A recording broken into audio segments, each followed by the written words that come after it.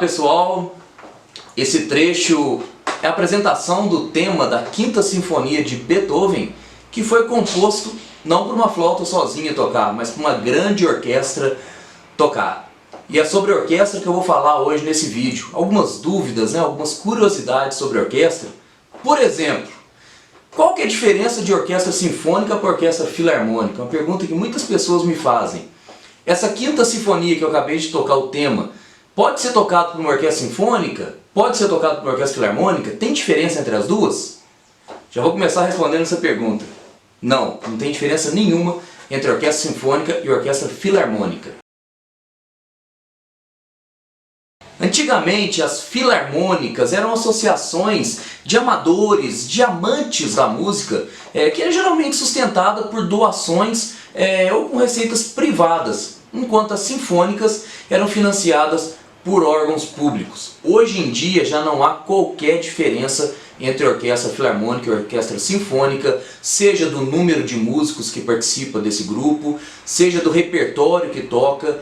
Tanto a filarmônica quanto uma sinfônica podem tocar o mesmo repertório e podem ter o mesmo número de músicos.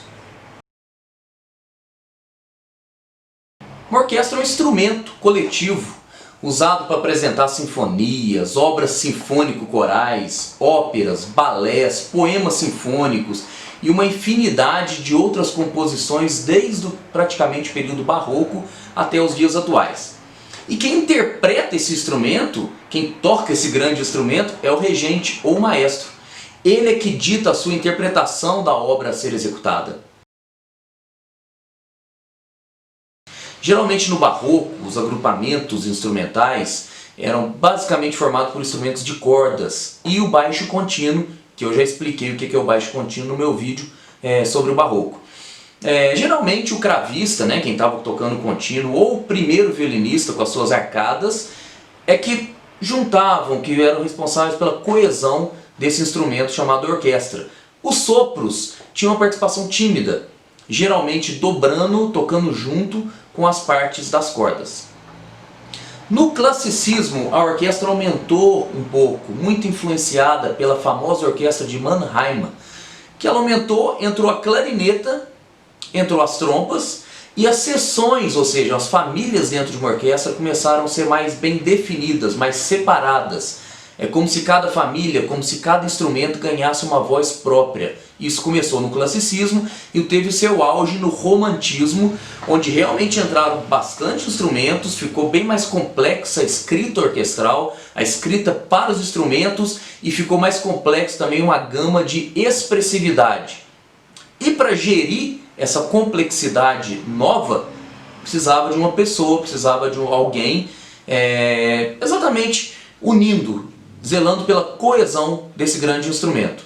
Surge então a figura do maestro, com o pioneiro Spohr. Spohr era o primeiro violinista, o Spalla de uma orquestra, e ele conduzia a orquestra com os movimentos de arco do violino. Com essa complexidade nova da orquestra, a orquestra maior, sentiu-se a necessidade e ele usou a batuta para reger, para marcar os tempos. Nós percebemos aqui na partitura que cada instrumento tem uma voz, cada instrumento tem uma linha própria para tocar. Cada instrumento toca a sua voz própria e independente. Aqui, por exemplo, vocês veem grafado os primeiros violinos. Aqui os segundos violinos, aqui os oboés e assim por diante.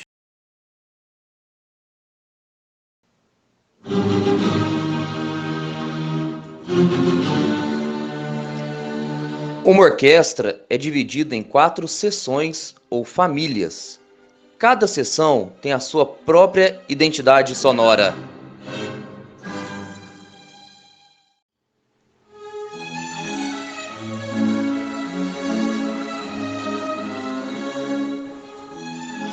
A seção das cordas é formada pelos primeiros e segundos violinos, violas, violoncelos e contrabaixos. É onde está a maioria dos músicos que compõem uma orquestra. Ocasionalmente temos a presença da harpa também na orquestra, um instrumento de cordas dedilhadas.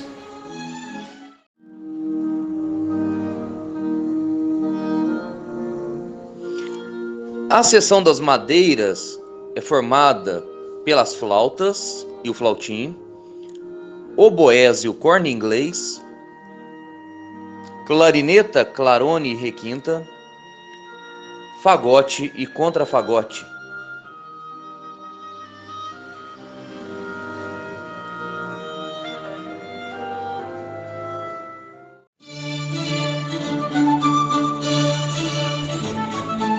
Uma curiosidade é a flauta, um instrumento feito de metal, fazer parte da seção das madeiras. Isso porque quando a seção das madeiras foi definida no classicismo, a flauta, a voz da flauta fazia par com os outros instrumentos da seção das madeiras. Além de que nessa época a flauta era construída de madeira e não de metal. E embora a flauta hoje seja construída de metal, ela mantém as qualidades sonoras do instrumento de madeira.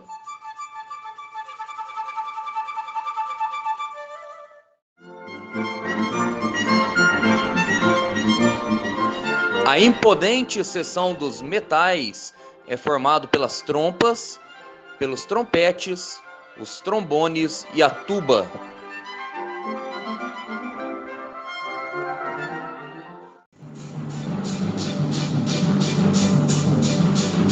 A seção da percussão é a que tem a maior variedade de instrumentos.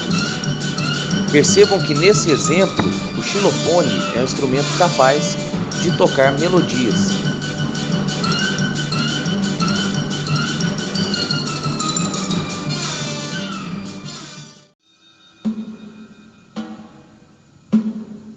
Ocasionalmente, o piano também é um instrumento que pode fazer parte da seção da percussão, por ser um instrumento de cordas percussivas.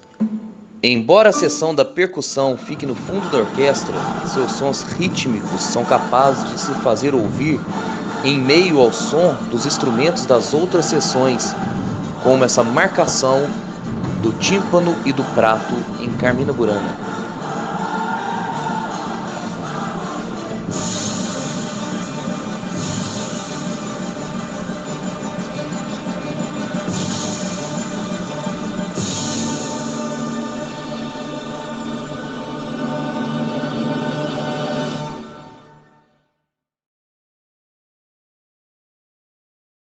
Cada instrumento tem sua voz própria e independente. A exceção está nas cordas. As cordas são um instrumento tutti. Então por isso que, por exemplo, uma orquestra tem 10 primeiros violinos, 10 segundos violinos, 8 violas. Esses 10 primeiros violinos estão tocando todos em uníssono, uma voz só. Enquanto uma primeira flauta, por exemplo, toca uma voz com um instrumento só, no caso a primeira flauta. Isso responde outra dúvida que o pessoal me pergunta: Alexandre, por que na orquestra tem 3 flautas e 20 violinos? Exatamente por isso. Os 10 primeiros violinos, no caso, eles estão tocando uma voz só, eles são um blend, eles são um tutti. E a flauta, as 3 flautas, cada uma tem a sua voz independente. Além do fato que uma flauta sozinha, ela projeta mais som do que um violino sozinho. Então demanda um maior número de violinos, questão de equilíbrio sonoro com os outros instrumentos. E as orquestras populares, né? Aqui eu estou falando das orquestras sinfônicas, aquela orquestra que toca o repertório sinfônico. Como eu disse, foi consolidado no romantismo e obedece uma certa escrita musical para esse organismo. As orquestras populares é como se fosse um outro instrumento tocando um outro tipo de música. Então assim, ela tem seu instrumentário próprio, ela tem a sua linguagem, o seu repertório próprio. Hoje em dia nós percebemos uma maior fusão entre a música clássica e a música popular.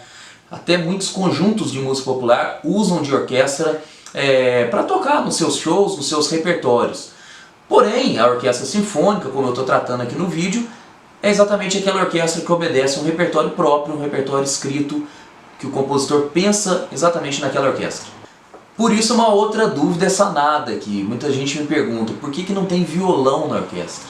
Exatamente por isso. Salvo quando um compositor escreve para uma orquestra e pensa num violão fazendo parte dessa orquestra, salvo quando acontece isso, geralmente o repertório de música sinfônica não contempla o violão como um instrumento de orquestra. E além desse corpo artístico que faz parte da orquestra, os músicos, existe todo um staff, todo um pessoal por trás desse trabalho, sejam os arquivos para fornecer as partituras, seja o pessoal, os montadores que montam o posicionamento da orquestra, enfim, uma infinidade de trabalhadores, de pessoas que fazem uma orquestra funcionar. Espero que eu tenha esclarecido algumas dúvidas sobre esse complexo universo que é uma orquestra, né? Esse grande instrumento tocado, interpretado pelo maestro.